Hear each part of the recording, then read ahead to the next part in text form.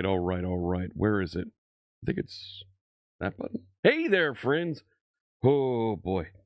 Hang on, let's get moved in here. It's been a while. Hello, hello. Welcome in. Good morning, good afternoon, good evening, whatever time it might be in your part of the world. Greetings, my excellent friend. It's so good to see you. My name is Jeff Fritz, and that still sounded a little bit quiet. My name is Jeff Fritz, and today is November 18th, 2024, and we're going to write a little bit of code today. We're going to review a bit of code today. We're going to talk about how things went last week. It's a Monday. It's not a day I normally stream. Quite frankly, I can't run a normal length stream today. I just wanted to make sure I got in and spent some time with you because I'm about to leave for Microsoft Ignite. So I'm heading there tonight, and we'll be there through till Friday morning. And then I'm out the week after. So I'm going to try and sneak in another stream next Monday as well. So we'll see how it goes. And this isn't opening the way it should. And now I feel shame. I'm trying to open a thing of Dayquil here, and it's just not opening for me. There we go. Yeah. Let's get into it. There were a couple things that happened last week. Let me get over here and greet some of our viewers. Hello, hello, chat room. Great to see you. Yep, streaming no game. Really? Streaming no game? Is that what it says? No game? It didn't give me a category. Really? Really?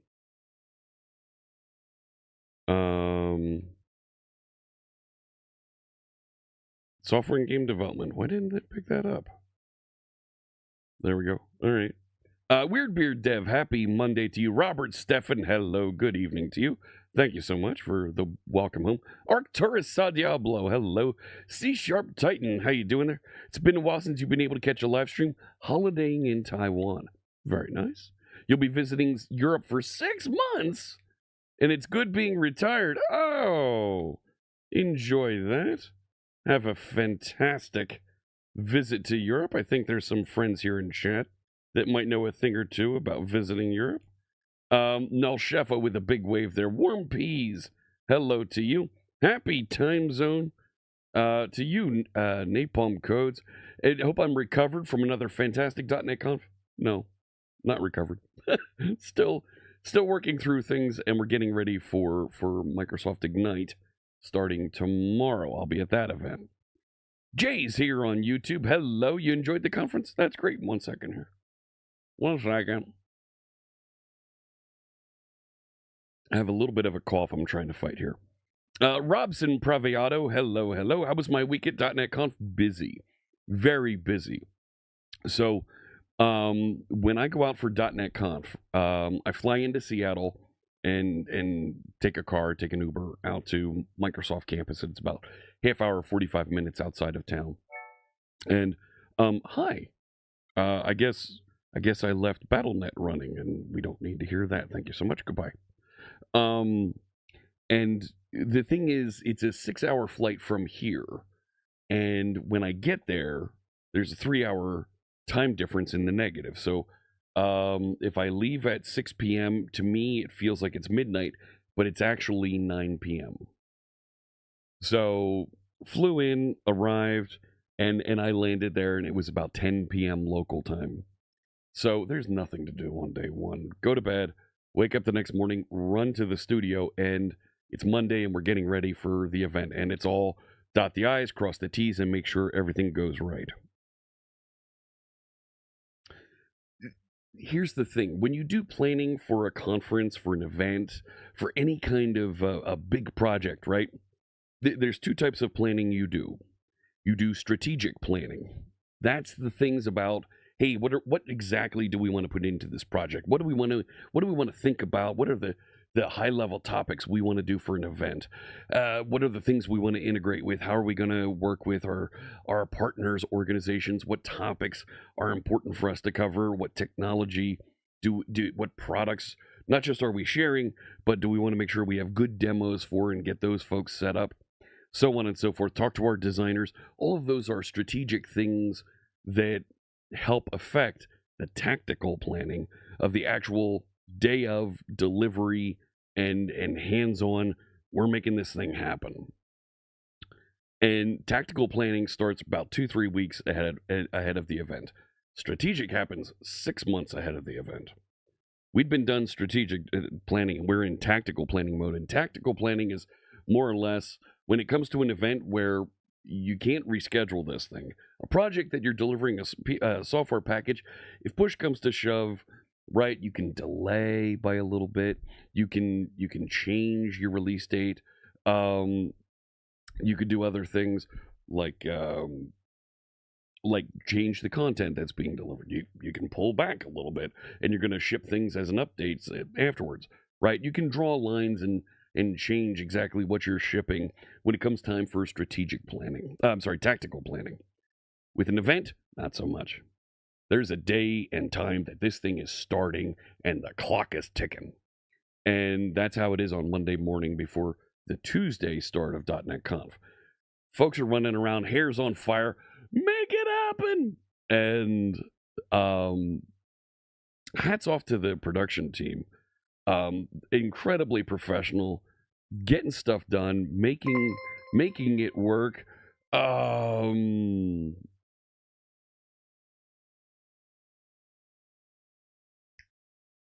Okay. Is that Code with Sean with a resub? Thank you so much. Appreciate the resub. Let me. I don't know why Stream Elements isn't showing it. So that's it. It becomes very busy, and then the night after day one, we have from the end of day one, which after the code party, and we'll talk about that, what is about 7 p.m. till 9 a.m. the next morning. Right? We've got about 12 hours. No, I'm sorry. We've got about 14 hours to make any kind of adjustment. Oh, and we've got to eat dinner. And it is a rush. It is a run. It is an amazing time. Let me get some music playing here in the background, and we'll talk more about this. I'm going to play the Stream Beats Synthwave playlist, so it's just some groovy music in the background. Start with this, Drifting Off. This is music that's DMCA free, royalty free. Listen to it wherever you'd like. Big thanks to Harris Heller and his team of creators for this music we're listening to today. So, between day one and day two, anything that we can hide, that we hid on day one that wasn't quite working properly, we're scrambling to fix overnight. And we did a bit of that. Day two happens, and day two is when the marathon starts. We start at 9 a.m. with .NET Conf. We had a great day two keynote opener from our friend Scott Hunter, talking about some of the cool new things you can do with Azure and .NET 9. Not only does day two, we say day two ends at 5 p.m. Pacific, because we start day three, and day three is a 24-hour experience, right? That all around the clock. So some of you out there that are watching and you see folks from your local time zone, we call that day three. And there is no interrupting that. It just goes. And if it didn't start right, there's no changing it. There's no fixing it. The stream's running, and it's going to run for 24 hours. So it is very hectic. And overnight, for us in Seattle, there's folks that are keeping an eye on how the stream is going and trying to make sure that things get nudged along and run properly. Sometimes things don't always run all the way properly. So we can talk more about this. But absolutely fantastic time.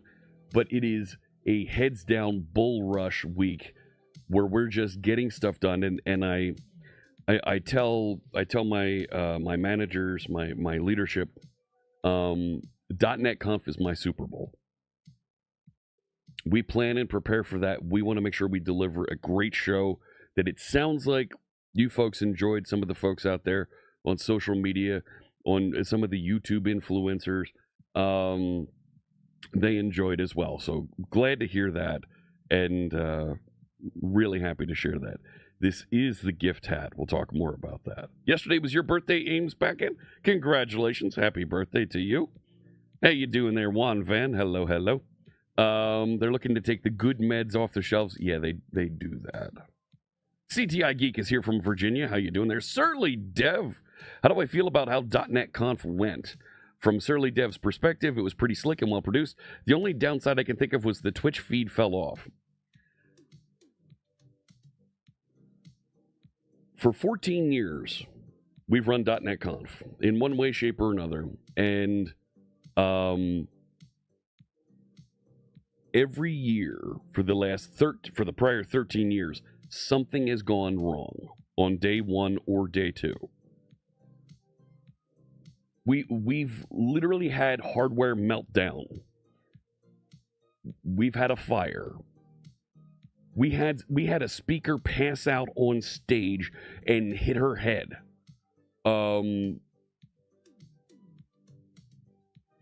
Everything went smoothly to the point during day 1 and 2, you probably didn't notice some of the problems that we had. I call that a win. Very happy with that. When we changed over from day 2 to day 3, we actually changed delivery mechanisms from the studio machines to StreamYard. When we change over from the studio machines, and we're talking about a TriCaster that we're using, and we switch over to StreamYard, something happened in the cutover, and we couldn't connect to Twitch. And we retried connecting to Twitch for a good 5-10 minutes and couldn't get connected at all. I don't know if it was something at StreamYard. I don't know if it was something from our connection at the TriCaster, just held on to the connection and didn't release it properly. We couldn't solve it. We knew we had YouTube Live. We moved forward with that. So, glad you liked it, Juan Van. Happy birthday, Ames Backett. Yeah, I saw that it was your birthday yesterday. Apricot, greetings to you in the Ukraine. Oh, thank you so much. Stallone is here on YouTube. How you doing there? Hello, hello. Big fan. Well, thank you. That's very kind. How you doing there, Stallone? You hate that virtual conference crud? Yeah, easy. No. Virtual conference crud? No. It's Fritz hanging out in airports too long. How am I recovering? Pretty well, but getting ramped right up to go to Ignite. So here's the deal. Here's why my schedule is absolutely bonkers in November.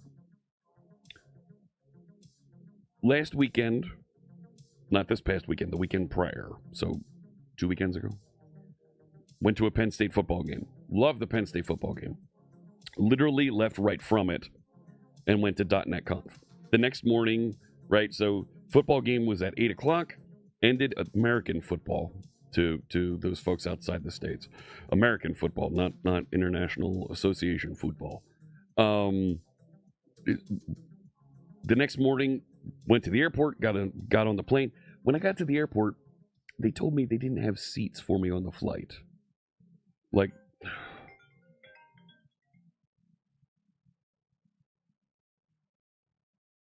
sorry. 1 second.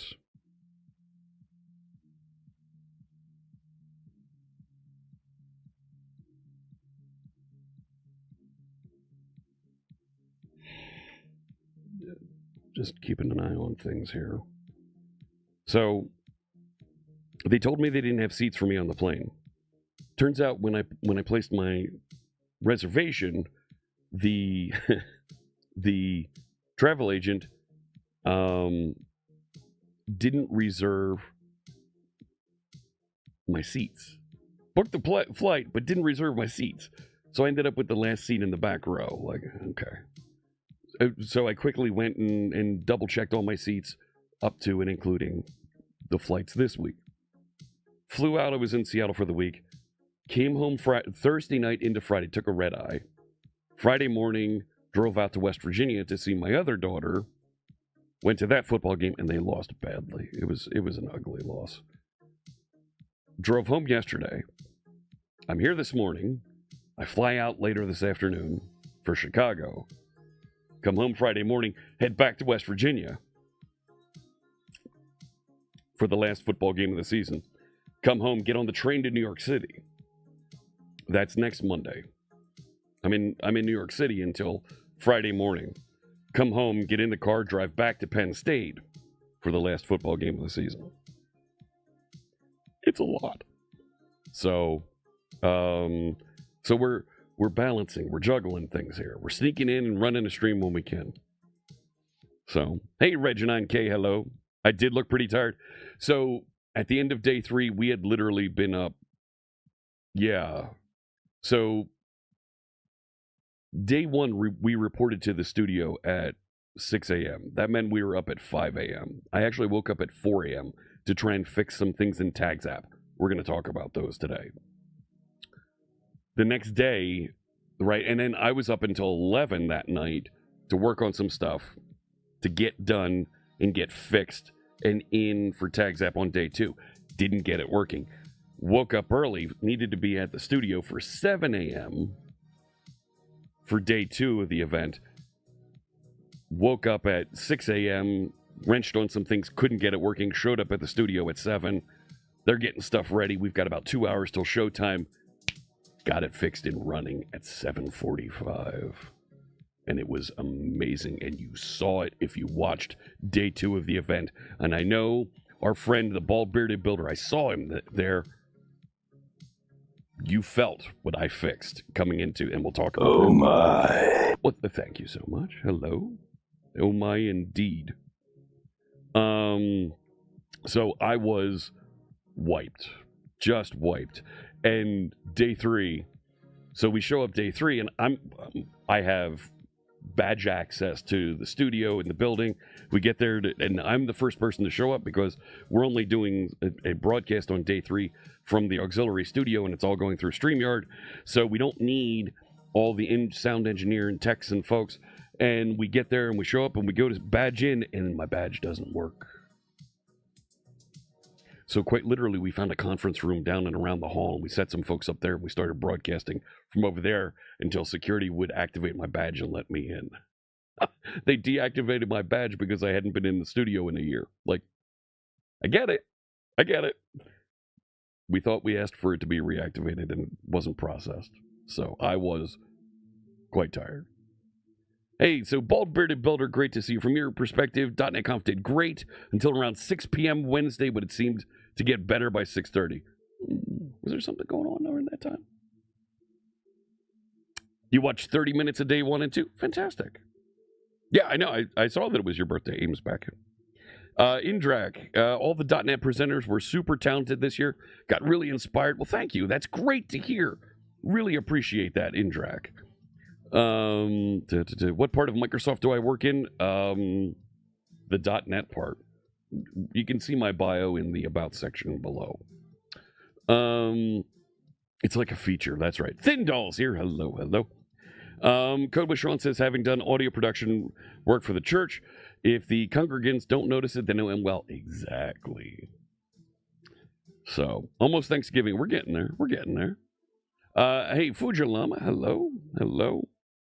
Hi, Brocco. Oh my gosh, how you doing?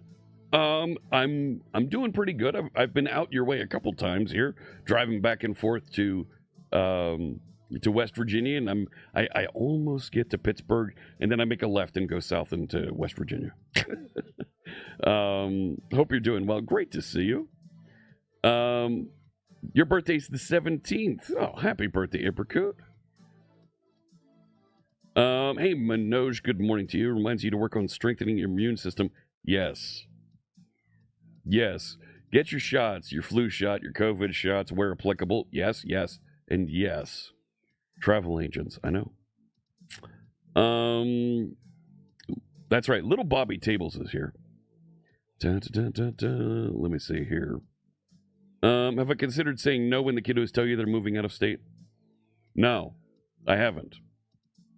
Because I'm a dad that supports my kids, and I make a point of doing everything I can to support my kids. That's right. Sea Flying Fritz. How you doing there, Junie Von Esch? Hello. There's our friend Junie. Philadelphia to West Virginia is a trip I'm quite familiar with. Oh, man. Okay. Yeah. West Virginia University is quite the trip. 5 hours. Football game-driven planning. we've got a couple topics here I've got to talk about. I need to make a list. Holy crow. All right. So, we've got to talk about Code Party because, oh my. We need to talk about, we need to talk about Mrs. C Sharp Fritz has an idea, and I want to get your feedback. All right. And I need to make sure I catch up with all these topics because there's some great stuff to touch on here. Why so less of Blazor in Conf this year? What do you mean?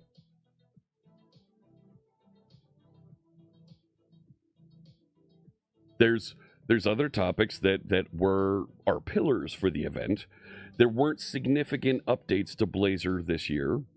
So not like there was in .NET 8, right? .NET 8 had a major update to Blazor, so it was a big focus as part of .NET Conf last year. Some security performance and small feature improvements for Blazor. A lot of focus, though, on AI, security, and .NET Aspire, so that's where the focus was. Different topics for different years. You could say the same thing about .NET MAUI. Why so much less focus on it? Wasn't a major update for that framework. It's doing great stuff. They're keeping up. They're doing good things. And we're going to continue nudging them along. Where the focus of the .NET team is where you're going to see a lot of the focus of the event. So, you registered on Blue Sky and then never ever used it? Yeah. And then you got hundreds of follows. That's been happening to me over the last 2 weeks. Like, my phone just rings, Blue Sky, Blue Sky, Blue Sky. And that's a thing. Ads start in about 2 minutes here. Somebody put you on a list. I use it a bit. I've been using the app called Buffer, buffer.com. Connect it to your social media accounts, and you can post one message to Buffer, and it will send it out to Mastodon, Blue Sky, and Twitter. Codebase Alpha. Codebase Alpha just resubscribed for 7 months. Thank you so much. You notice that Sean says, notice that even the video production was improved. They did a great job. Shots going down the hall and camera switching went well. They were using 4K cameras the whole way here, and they were trying to do a 4K broadcast. Twitch doesn't support 4K. YouTube scaled it down. They were using 4K cameras, and they spent a lot of time in. The keynote was clearly pre-recorded, very produced.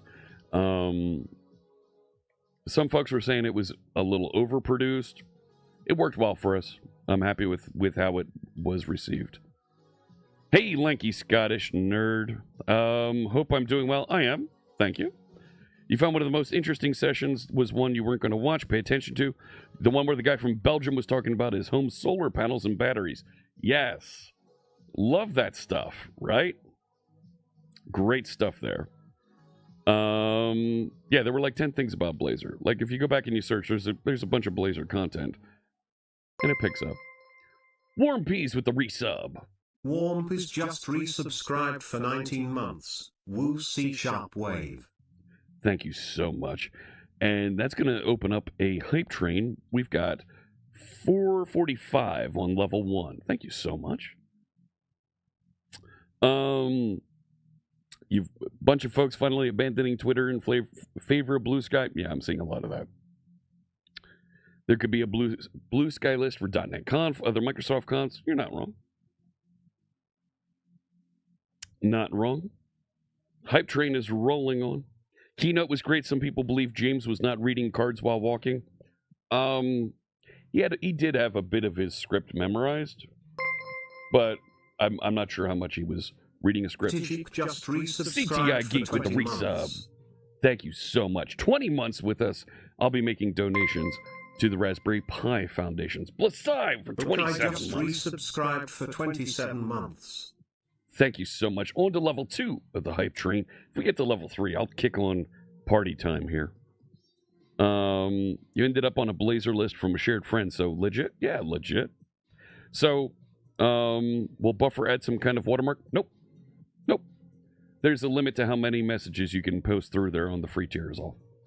So, at the end of day one, we had our code party. That's our attendee party that we do for .NET Conf, where we try and do stuff that's a little bit more fun. We talk tech.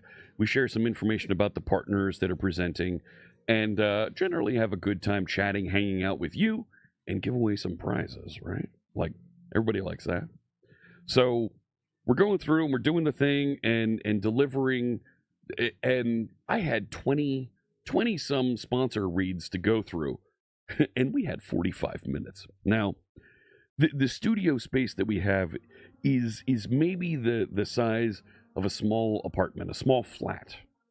And so on the one side we had the camera where Sam and I were standing. On the other side we had the desk where our 4 folks were making cakes that look like the .NET bot, right? And I think we had 4 cameras floating around in there. So we had 2 camera people.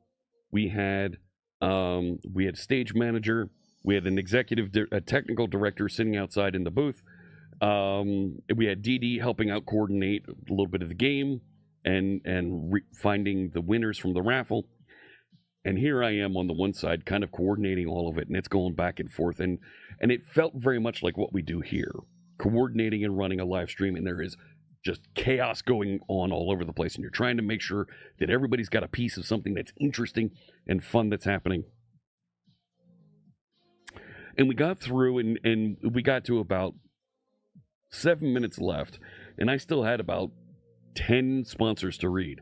So I think I turned to Sam and said, I need to go through these like lightning round style. And we just started back to back to back giving away prizes and doing sponsor reads. And I enjoyed doing that. And I think Dee Dee said to me that the partners were happy with the content we delivered. That's great. 2 minutes left on the hype train level 2. So we're going through, and we get to the end, and we're taking a look at the cakes that folks had built, because we did a take on that show Nailed It, right, where folks post stuff to Pinterest. Hey, look at this really cool cake that we made. Look at this really cool thing that we painted or whatever, and somebody else tries to imitate it, and of course it looks like garbage. So we challenged some of our folks from the .NET team and to put together and make a cake based on the .NET bot. And of course, they weren't great, but they were fun, and it was a good time, and I hope you enjoyed that little bit of laughter and fun we had with our friends Maddie Montequilla, Mahul Harry, Gerald Verse Lewis, and Katie Savage. It was so much fun. But we got to the end of it, and my teammates Jamie Singleton and James Montemagno open the door and come wandering in, and hey, we've got another cake to share. What the heck is this? What's going on here? And I'm trying to find the link to it here real quick. And it was completely unexpected. I mentioned we do planning for months and months and months, and here I am going through and thinking, oh my gosh, this is great. You know, we're through this. I made it. I don't have to worry about anything else. I'm going to be able to go and get dinner, and I'm going to feel good about things. We had a... What? And that wasn't the case. No, we had to pause for just a little bit, and I'm like, what the heck is going on? And why can't I find... Yes, all videos. I'm trying to find the clips. I don't see the clips. No. Clips. There it is. This is the one I want to show. Oh. So,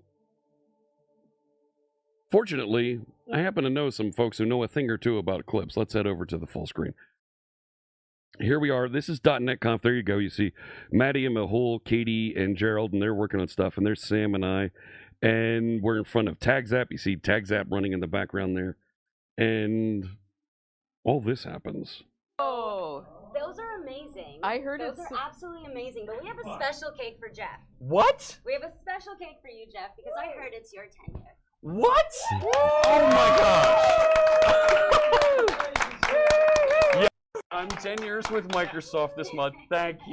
So, 10 years with Microsoft, and they decided to get me a cake and this hat. So, In case you don't know, there you go. That was, they pranked me, they got me. You can find this clip. You're welcome to watch the rest of the clip over there. I'll grab that link real quick and share that in chat. So there you go. So 10 years with Microsoft. Never thought I'd get to 1, but I got to 10. So very cool. Big thanks to Junie for grabbing that clip for us. And that's been shared around, and a bunch of folks at Microsoft have seen it. So let me see here. Hey there, H. Mendoza 2001. Hello. Oops, all cakes. That's right. There we go. Hype train is over. This was a triumph. Well, I'm glad you enjoyed that. So you can see the cakes that they made here in front of them. Kind of crazy. Just a little bit. Cake was not a lie. No doubt. No doubt. So, hey, how you doing there, Mom? Mom's here. Yeah. So it was fun. Thank you for the GGs. Yeah. So that was a blast. That was Thursday last week. Tuesday last week was that one. So I had a lot of fun with that, and happy to be able to go through and do that. So Fuzzatronic, you wanted to ask if I have recommendations for a laptop. Old trash broken, you're looking to buy something. What are you looking to do? Different skills, different direction that you want to go. Are you looking for a gaming laptop? Are you looking for a laptop to just do emails and stuff like that? Are you looking for something to be productive and be a developer on the go? I'm not going to recommend a MacBook right now.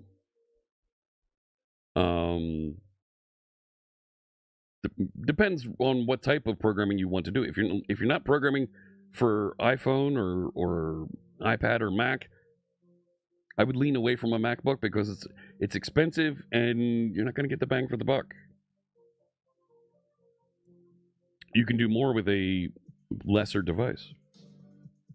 Work, different stuff like web dev, DevOps, AI/ML. So Windows or Linux would be my next question.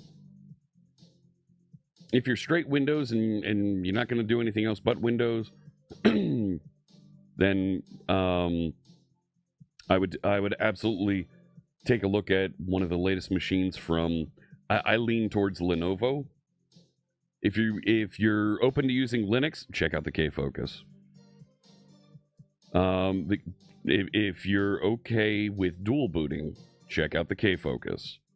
The folks that built that for me, you can dual boot, so it does Windows and Linux. It comes with Linux as the primary OS. You will have a magnificent experience working with that. They have sponsored and sent me a device to use on stream. I think it's a fantastic machine. If you're not in on using Linux as a primary driver, I would go get the latest Lenovo. I'm not sure. I haven't looked at them in a little bit.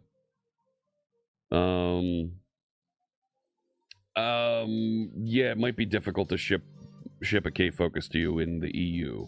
They can do it, I think, but might be difficult. Drop me a line on Discord. We can talk more about that. So the next thing I want to talk about, we did a bunch of work getting things updated to .NET 8 and to work with .NET Aspire for TagzApp. Just a ton of stuff. And I had some fixes I had to put in place for TagzApp to get it working for .NET Conf. And if you saw .NET Conf, you know it looked really good on stream. So I had to put in some fixes for Twitter and Blue Sky, and wasn't quite loading the content. Sometimes there'd be a collision if we got more content at the same time. And the way that Blue Sky delivers content, we would see some collisions there. I turned on response compression so that things ran a little bit better. I put security connection strings. Look at that. They're not there anymore. I already turned them off. I modified the way the Twitch chat was being logged in there because we have some weird stuff around configuration that we need to fix. Things that are double configured in there that's just weird. So, gotta take a look at that. Alu the Crow is here. Aloof the Crow just resubscribed. For 21 months, 21 months of C#, 21 months of Fritz, and Thank even you. better, 21 months of further inspiration from this channel Oh, to keep that's so going. kind. Thank you so much. Coffee Aloof Point. President Not Sure. President Not Zuon just resubscribed for 25 months. Yeah. Let's go. Let's go. No, let's go. There were some other things that we had to clean up in there. Thank you so much for the resubs, and I'll make donations to the Raspberry Pi Foundation. Twitter configuration, we didn't actually wire up the enabled button in the configuration, so I had to wire up enabled so it would save it. And when you would save it, when there was an enabled value that came in, persist that value. And the way it was loading data from the database wasn't reading the right section, so I had to rename it appropriately there. No big deal. There were some updates in changing how it was getting configuration from the database because we over-engineered the configuration for TagzApp. It double and triple loads the configuration and stores it in 2 or 3 places in memory, and even then when you request it, it goes to disk to go load it anyway. Jean Valjean, it's Cooter24601 to you. Hello, hello. Great to see you. Thank you so much for the support. I turned on that. I fixed the reference to directory builds, the directory build properties. So we did a little bit of cleanup for Blue Sky there, and it worked great.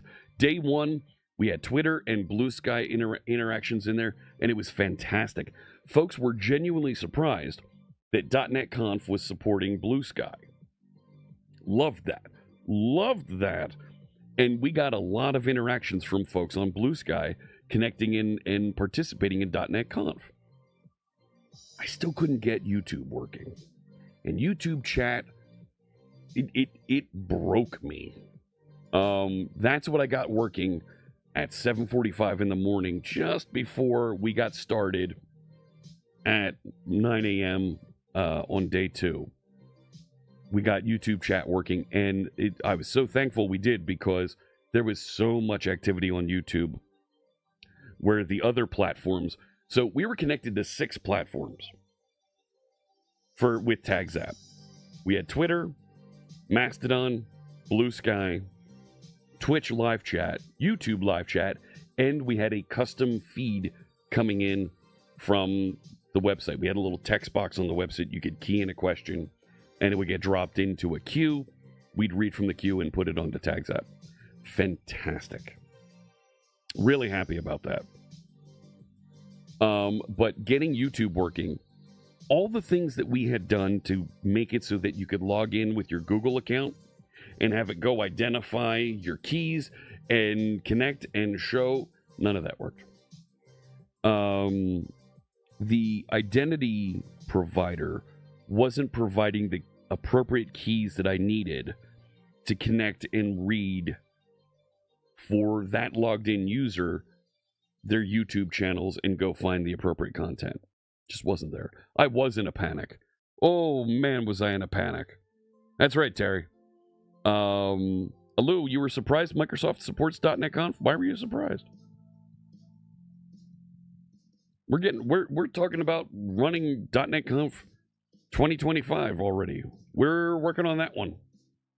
So, a lot of fun. Great stuff there. Getting YouTube in the mix. So I don't have YouTube. Yeah, I didn't push my YouTube changes up in here because I hard coded some of the APIs. Because what I did was I grabbed my YouTube API key that was assigned to me in the Google Cloud dashboard and used that instead of whoever's logged in. Used the API key, and then I hard coded the channel I was going to, and I did have it set up so that it would read the list of shows. And as I was trying to wire up the select box for that, I'm like, why am I spending time wiring up the select box? Just copy the ID, hard code it, and let's go. And that's what I did. So the keys for that right now are hard coded and sitting sitting on my machine. I'll get that user interface cleaned up and we'll get it published and out here. But there was a lot of chatter after the event about all kinds of ways that we can update TagzApp so that it uses the new .NET Aspire 9 features, the new .NET 9 and Aspire 9 Azure Functions interactions. Now you can host Azure Functions in there for the Twitch. There's a Twitch relay that runs in there. Let's have that run using the new model that's available for us. Bunch of stuff like that that would be great to get in here. And quite frankly, we really inspired some members of the .NET team, some members of the .NET Conf team to dig in and do a couple improvements here to TagzApp. We'll have more discussion and investigation on that over the next few weeks. December is going to be busy. So, it was a joke. Yeah, of course Microsoft supports .NET Conf. There you go. See, look at that. There's the cough. All right. So really happy about that. I don't want to merge this in because there are a couple of keys and connection strings that are still sitting in here. I'll get those cleaned up and then we'll get that merged in. But the goal here is we want to get TagzApp into a model where you can clone the container and point to a database, point to some connection location, and start building configuration over there and make it easy to do. So, did it inspire or aspire? Yes. TagzApp is built right now with .NET Aspire. It could do more with .NET Aspire. However, it did inspire a number of the folks on the .NET team because it's kind of a fun app. We even got a little bit of feedback from our friend Jimmy Engstrom about making the posts a little bit bigger. Not bad. Yeah, that's something we can do. Containers indeed, my friend. How you doing there, Robert? Yeah, right. .NET Aspire makes working with containers as a developer drop dead simple. Not just drop dead simple, but you now, if you're not working with containers, you're not keeping up.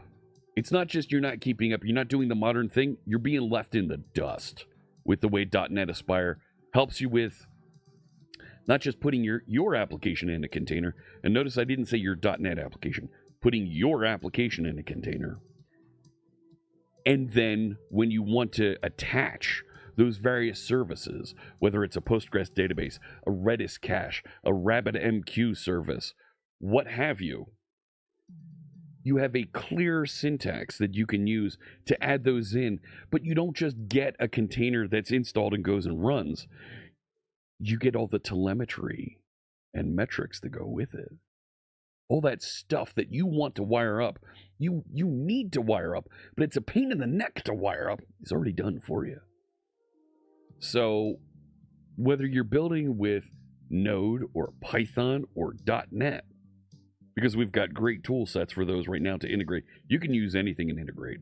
But whether you're using one of those three tool sets, you're going to have an awesome experience orchestrating and building your application system. As soon as you need a second service, you're building an application and you're connecting to a database. You're building an application, you're connecting to a cache. You're building an application and you're connecting to Chris Jones. Just resubscribed for 67 months. Thank you so much. 67 months.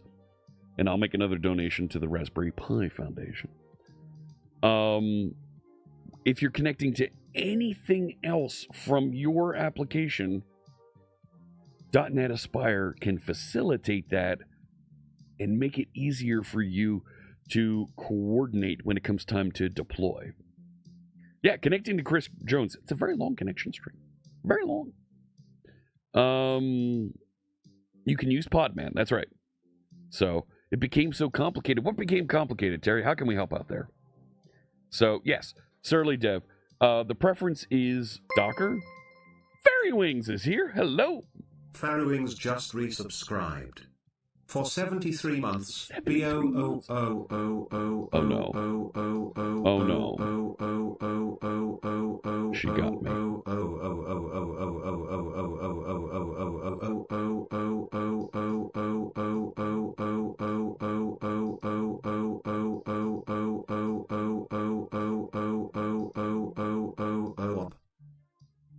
Okay. Thank you so much, my friend. I do this to her, and what goes around comes around, I guess.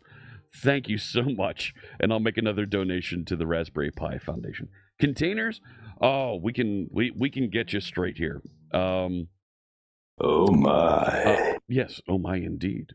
Catching up here. It wasn't evil. It's how we troll each other. It's okay. So, now folks are going to realize that it reads your chat. It reads your cheers over, I think it's 50, and it reads your resubs messages. Yes. We are donating to Raspberry Pi. That's right. So, where was I? So, .NET Aspire orchestrates and pulls all these things together for you.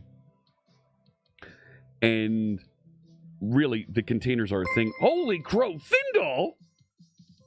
Tyndall just gifted 10 subs. 10 gift subs into the channel. Thank you so much. Congratulations to Bald Bearded Builder, One Lion, Nightmare Joker, Urban Blaster, Super Fraggle. Tyndall just resubscribed for 23 and don't forget to months. resub yourself. What Thank you. Nuldor, Tokyo Rack, Sleepy Developer, Deagle TG. Congratulations. You got gift subscriptions from our friend Thindall. Thank you so much, my friend. Much appreciate. So, we've done a bunch with .NET Aspire to help make delivering those things easier. Think of a container as a way for you to package and deliver your application to run somewhere else. It's not an install shield wizard thing that's going to install and deliver your application, but it's a package that allows folks to point to a repository and say, give me one of those.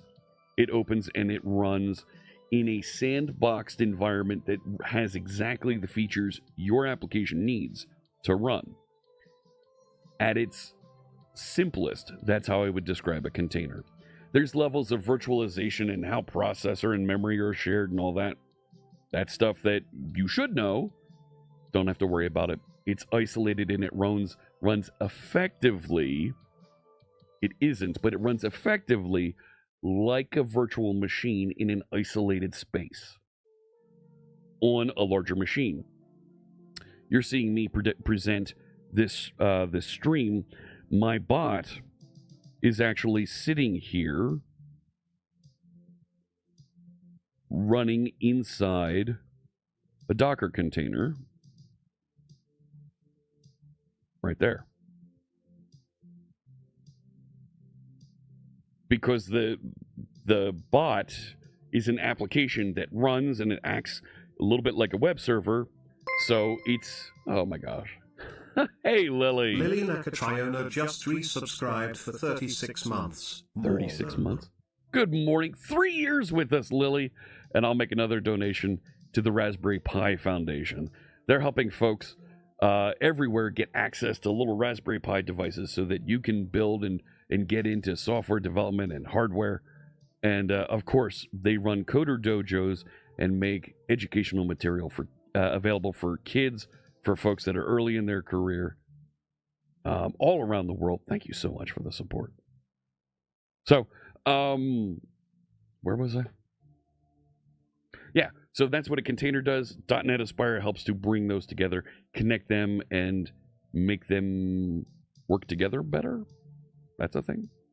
So, and we have TagzApp running inside of .NET Aspire. I can probably start a copy of it here. Yeah. Go into TagzApp. Yep. Go ahead. Git pull. And yeah. So I was wrenching on this. I was tweaking and tuning on this thing for literally right up until 9 a.m. on day 2. I was trying to get some fixes in here, and it was a bear. We got it going, and I was thrilled to have YouTube in the mix on this. So let's go. Come on. It's the thing. So, and yes, I didn't add the hat to the bot yet, but this is the hat they gifted me with a bunch of Pacific Northwest logo things on it. Right, there we go. It's got the sun, it's got trees and mountains, and then the water. So, very cool. All right, back over to the go. $5 a month is too much. You'll just give away subs. All right. So I did. Where can I show you some of the things here? Right.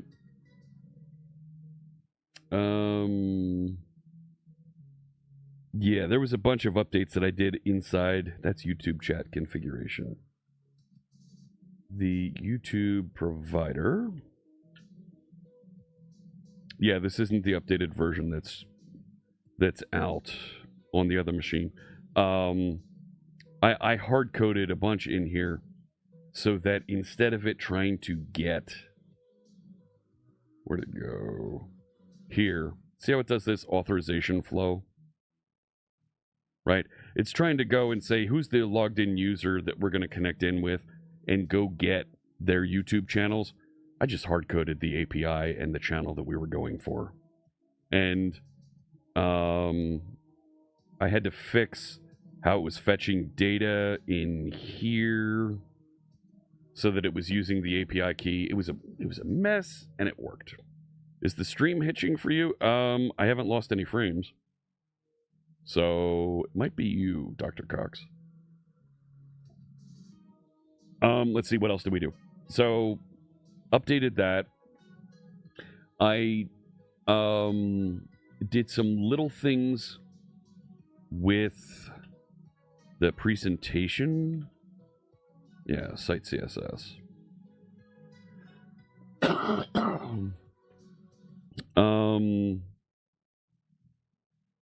I bumped up the icon size, I believe was one of the things I did here. I also bumped up the font size. No, not that one. Like, yeah, here we go. So the modal content cards that pops up, I bumped up the font size and made that happen so that it was a little bit easier to see. But I appreciate what Jimmy's saying about, can we just make the whole thing bigger? Yeah, we should. So, but this runs inside of .NET Aspire, so we can take a look at that. Looking into getting a NUC-style computer for the church, there's so many options. They have so many USB ports typically. I use a NUC when I'm on the road and I stream. Because it's small, yeah, it's got a big power base, but it's got enough USB that I can take in my cameras as well as my audio devices and broadcast out. So I want to get this working easy enough that some of my streamer friends, like Fairy Wings and Liliana, can run TagzApp for their streams, connect into Discord and other things. But it hasn't been a priority to get back into this. We've found some other things that are fun to work with since. And I'm not going to work on I'm not going to work on SharpSight today. I just want to show you a little bit of what's going on over here. So I had to fix... There was something about how the database initialized that I had to fix as well. I forget what that was. So, got tired of running out of USB ports, so you bought a USB hub. 17-port USB hub, that's a lot. But when you're talking about running with cameras, you're going to overflow your bus.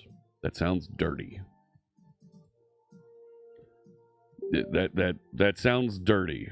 60% of the time, it works every time. Because you're going to overflow the bus there that's connecting in. So you need to be careful with that if you're putting cameras on that USB bus. So be warned. It's 3.2, so it does 40 gigabit. Yeah. If you're putting 4K cameras on that, John, it's even though it's USB 3, you're going to need to spread them out a little bit. Adding an extra PCIe card, that's what I did to this PC. I actually added a dedicated video capture board. This one is an AverMedia internal capture board I have on my hardware here for this camera and for my other camera over there. And I bring in on a dedicated USB my audio and other cameras when I have them hooked up. So, yeah, free ports. Good. There you go. Right, so I did some things. The modal customization, I loaded up the .NET bot on the hovercraft. I used a different hovercraft image for the actual live event. This is my test one that I was looking at. You have the PCI Elgato capture. Nice. Okay. See, that wasn't available when I started streaming, so I bought the AverMedia 4K, and it's got 2 4K HDMI ports on it. If we take a look over at the providers, there we go. There's some updates for Blazot that are available. Let's bring this over here for a second. Yes, hello. And it took itself down because I moved it. Steve Elliott has had some updates here that I never merged from a little bit ago. They've all passed, so I will accept and let that merge in to support Blazot. Thank you for the continued support. I'm happy to add these to TagzApp. There we go. Restart that app now. So, Ustream don't need more than 1080? Yeah.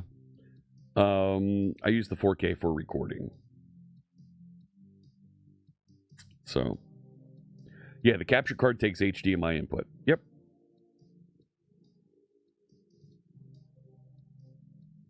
So, and I've got 2 Sony cameras that I use here in my home studio. And dun, dun, dun, dun. Taking a look.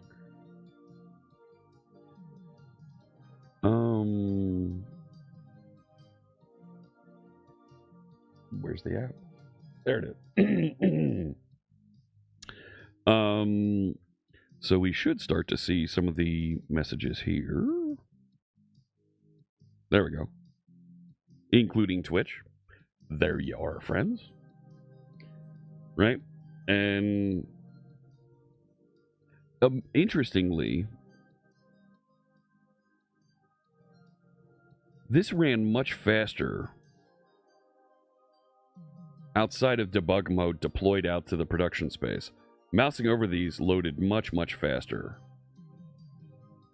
Like, this is really slow here. But it ran much faster when we were in the production space. I'm wondering if that's the debugger or something.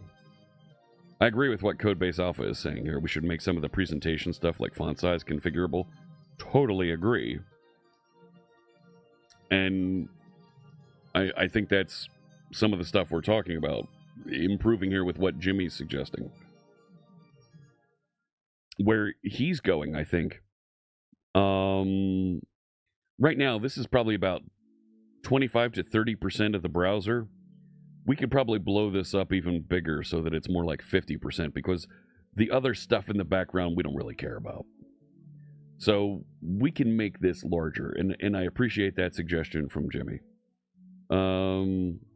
Right. So, I also, let me open the moderation in another tab. I also grabbed the Space Grotesque font and included it. I hard-coded it into the header. Adding extra fonts like that, I think, is something that we're going to want to be able to support as well. So, there's your Elgato sales pitch. There you go. Don't talk to Chef Brent from Twilio about it.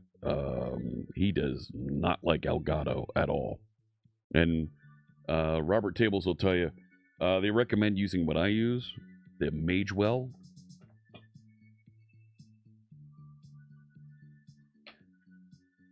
This John right here. It's upside down, so I'll hold it the right way. There you go. Magewell. It's got HDMI in, HDMI pass through, and on the other side, it's got audio in, audio out, and the USB to connect it up. We use the fun fact about Elgato. Bring it in here for a second, folks, and get ready to clip this. We were using Elgato HD60S capture cards, the external USB, the little USB John that has a an extra audio adapter that connects into it, and then USB that connects into your PC.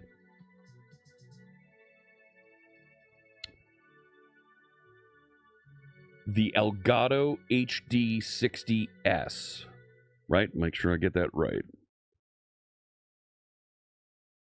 HD60S. I think that's the one. The external, or it's like the HD60S Plus is what we had, because we had the latest one. No, I don't want the help page. No, I'm not going to tell you Sheets is better. What do you think I am? That Bracco was here earlier. He's a Pittsburgh guy. He's going to tell you Sheets is better. No, not me. Wawa all the way. That's right. Where the heck is it? I'm looking for their card, and I know I'm not sharing my browser here.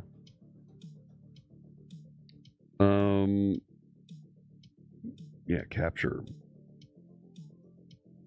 They don't even offer these anymore. Yeah. The old HD60S Plus does not work with Mac at all. Nothing. We could not get the Elgato HD60S Plus to work with a single Mac that came into the studio. Like, okay, but the Magewell, there it is. The Magewell, no problem. Every time works and I did not have this with me because I thought, the studio's got stuff. Nope. The Elgato did not work with a single Mac. Worked great with my Kubuntu Focus. Worked great with all the Surface devices we had. People came in with MacBooks. Did not work at all. Wasn't detected. Didn't show up. Nothing. So, yeah, that was a problem. Time for a Wawa sponsorship? Yeah, that's right. That's right. We can do that. As a receiver of the video signal? As a receiver of the video signal. Yeah. No. Did not show up. Like, was not detected at all by the Mac. And that's the way it is. Like, what can you say? Sometimes these things work, sometimes they don't. Oh, this happened also that I put a fix together. I did not push it out. There's an error in here with the content safety. So, right? If we hit F12 in here, you'll see there's an error. No, it's not on this one. It is, then it's going to be over on... Is it in here? Yeah, there it is right there.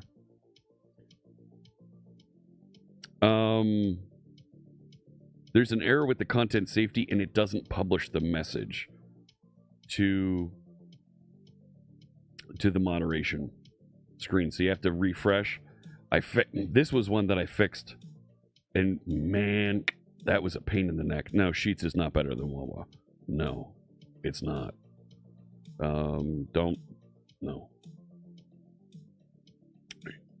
Sheets has a toy section. Yeah, don't, no. So, you're surprised? Yeah. They've moved on. They no longer support those devices, and the software kaput.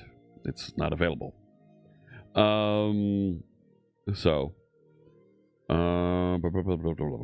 Yep. So right now, I'll merge in the changes that I have that fixes this. But the content safety bits, it isn't skipping through it there. So we had been working on a number of features here for this that I would love to get back into. I've got like 3 or 4 projects that we're doing now on stream that I feel like I need to bounce around and talk about and highlight and get into. Folks think that we've abandoned TagzApp. No, we haven't abandoned it. It's just there's some other things that we're a little bit more interested in working on right now. So we'll spend time with this and we'll improve it. This is completely open source. Folks are welcome to contribute. I think we're going to do some fixes and refactoring of the configuration system.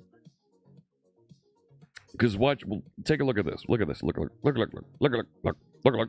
Right? Clicking into here and pulling this up is one query and it loads right away. Clicking into the user list, that takes way too long. What the heck are you doing that it takes that long? It's one query into a database that only has one user. What are you doing? This is awful. Why did it take that long to load these 1, 2, 3, 4, 5, 6 entries? Now, we should get that fixed. It is just done. It's done.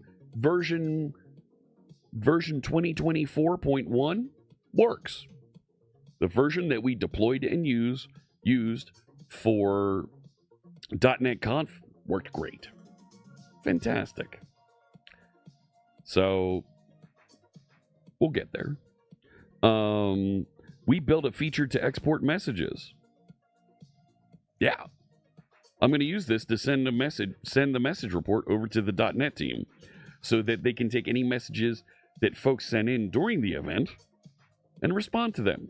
Put together a blog post and prioritize different things that they may have heard. So, but the customization stuff, I forget what the stream start timestamp does. I don't know. I got to figure out what that does. The waterfall header down here, for some reason, doesn't load the JavaScript the first time. But if I hard reload, there it is. I don't get it. And the CSS updates here, I want to make this a little bit easier to see. Here's exactly how this is going to be applied to this and what the final look is. So, just like I did with the modal customization over here, so that when you do say, hey, let's add some text to the back of the card, .NET Conf 2024, it reflects immediately. Font color, let's make it like a yellow. And now I broke it. So we got some things to fix. So, add some telemetry. So, funny you should say that. Napalm did some amazing work to get telemetry working with the open telemetry standard so that we could push it over and display it using Prometheus and Grafana. And it works amazing. However, the new .NET Aspire stuff does things in a little bit more unified and direct way. So I think there's some refactoring we can do there to make it easier to create the telemetry, collect the telemetry, and publish it. Yeah. They made it one line of code. I didn't know that was coming, Napalm Codes. I did not know. You did a great job with that, and we had a really cool dashboard that we built with Grafana, and I think we can still use that dashboard technology with Grafana if we do the export now using the .NET Aspire features and wire up and dramatically simplify the amount of code that you had to write. It was good fun, and it sounded like it was a great learning experience for you too. So, so Aspire did a quit Twitch and Clip Talk? No, it didn't. No. There's something in there that crashed. Don't know what it was.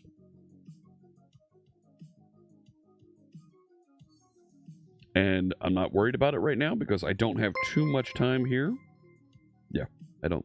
Mitin01 just Hello. resubscribed for 38 months. Hello there. Hello to you. Thank you so much. And I'll make another donation to the Raspberry Pi Foundation. So, so we've clearly got a bunch of things to fix here. I'm going to push up some of the fixes that I have.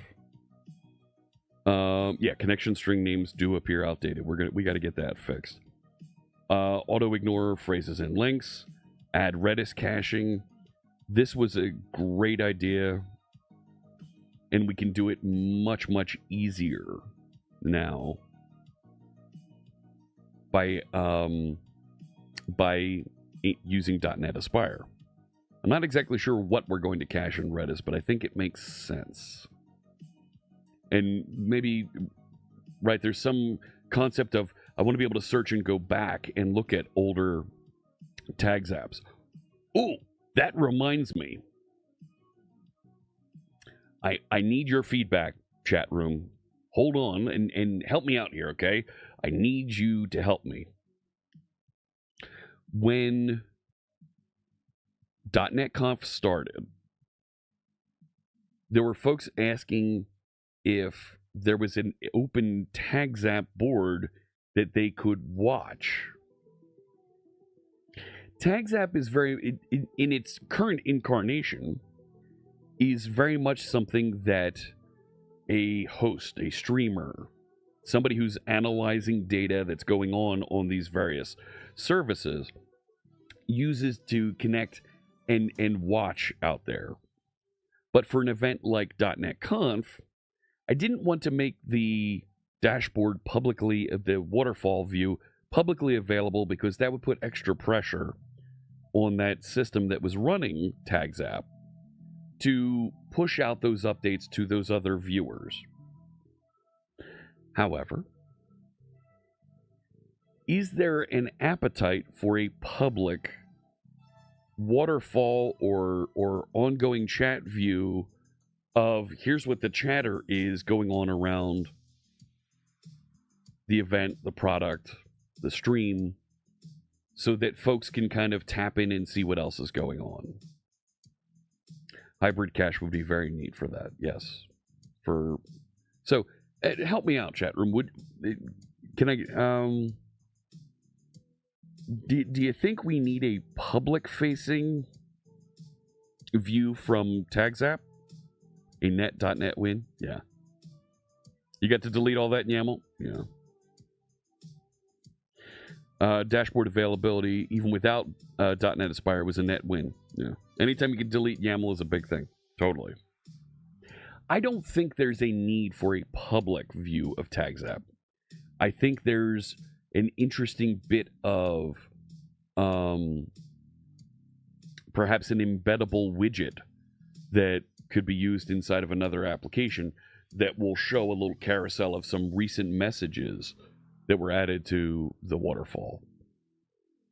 We could add some Orleans. Our friend Brady Gaster and I forget the gentleman's name that gave the presentation on Orleans.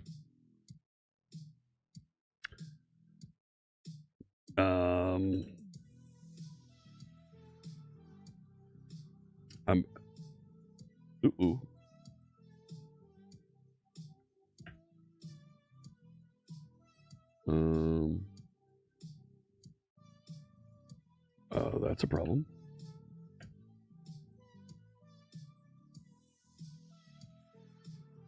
There it goes. Ruben, that's his name. Ruben Bond. I've said that, yeah, Orleans can help with some of the things that TagzApp does. No, you don't want to see me doing a demo of YAML. You don't want to see that. So,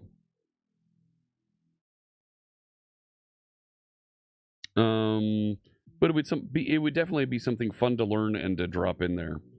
So, we can definitely look at that for future updates. I think, yep, there's my alarm. I ran into some issues with how Twitter displays photos. Photos that were attached on Blue Sky and Mastodon showed up no problem. Photos that were attached on Twitter only showed up about half the time, and I don't know why. So that's an issue that needs to be revisited.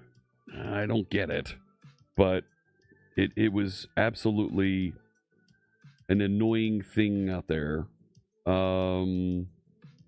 Let's just log that issue real quick here.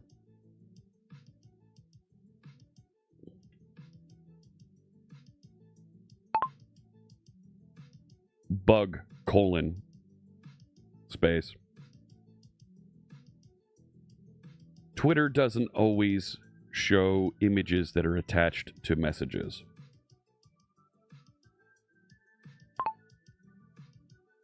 Really? You weren't going to actually, like, you weren't going to show this? And we can uppercase that.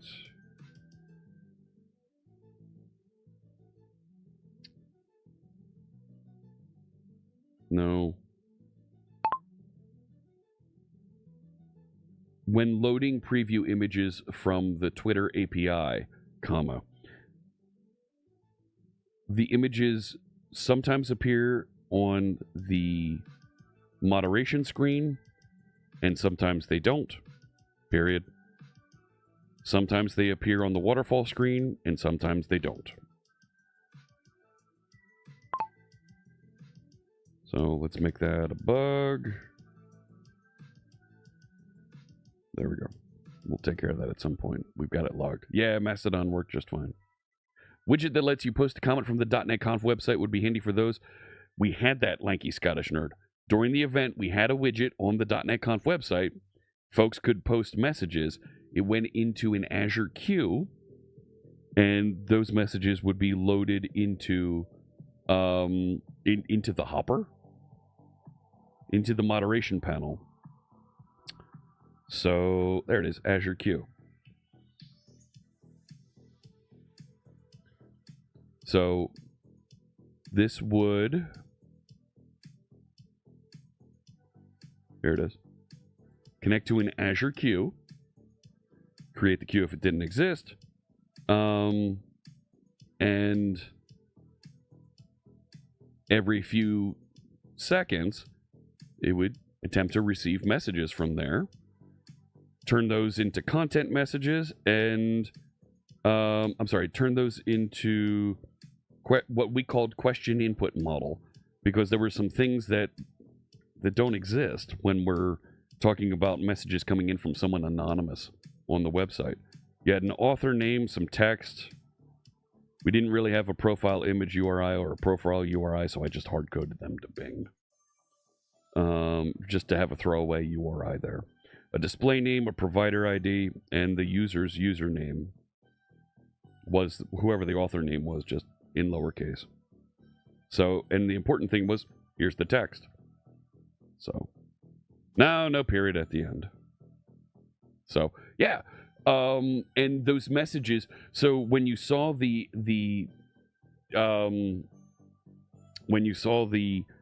waterfall view, they had a globe next to them when you saw TagzApp on the stream.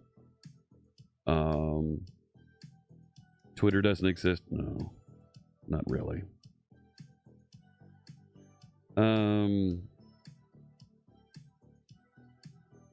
Right, if I go back, hey, look, there it is running.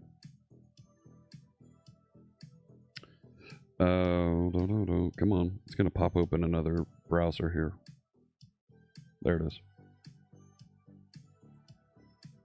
If we go youtube.com/.net.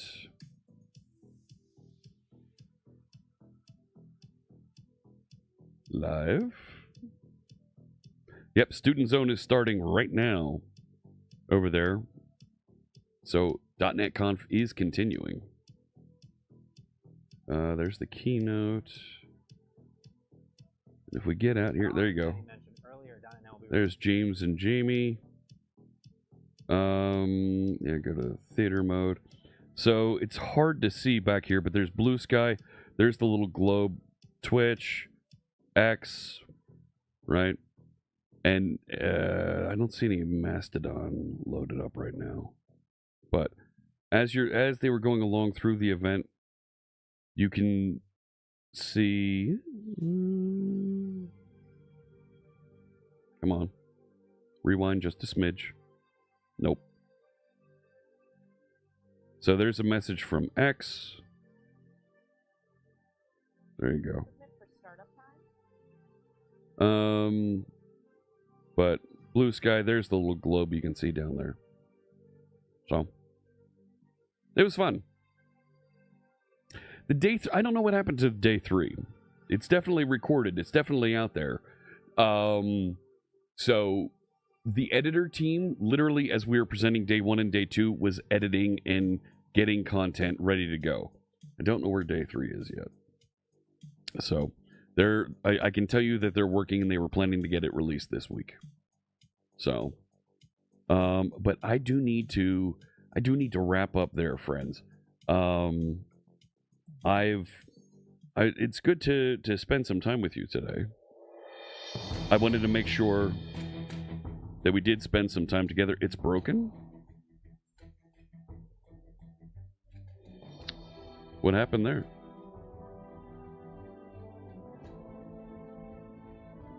Not available, probably because it was 24 hours. We have other backup recordings of it. So we should be able to get that. I'm out the rest of this week. I'm at Microsoft Ignite. That's why I need to end a little early here, because I need to finish packing and getting ready to go. My flight is coming up in just a few short hours, and I need to get to the airport. If you're in the Chicagoland area and you want to make your way down to the event, I'm going to be at Microsoft Ignite. I'll be around the city creating chaos. Maybe? No, I'll be in Chicago having a good time. You'll see messages from me on Twitter and Blue Sky. And of course, I'll be keeping an eye on things on Discord and chiming in on things. I'm going to try and come back and stream next Monday. I'll be by the bean. Yeah, look for me by the bean. It's a big silver bean. I'm going to try and stream a week from today for a bit before I take off for New York City. All right? And then the week after that, we're going to, end of November, beginning of December, we're going to do a ton of streaming. A ton. You're going to get sick of me streaming. All right? I hope you have a fantastic rest of your day, wherever you might be. Let me see who else is streaming on the big Twitch TV network. Who can I get you connected to? Who can I get you rated over to have a good time? You know what? Our friend Lana Lux is starting a game jam, and she's just ramping up. Let's get you connected over to her channel, because always want to support her game jam. So we will raid over. If you're on Twitch, you're going to join our friend Lana Lux. There we go. Thank you so much for tuning in. Like I said, I'll be back on Monday next week. I know the streams these few weeks are hit and miss. We're going to be back. It's 2 more weeks here, and then I'll be back, and we're going to be streaming so much in December. All right? Have a fantastic rest of your day wherever you might be. I will see you on Monday. Thanks so much for the well wishes there. I wish you good health and good coding, all right? Take care, everyone.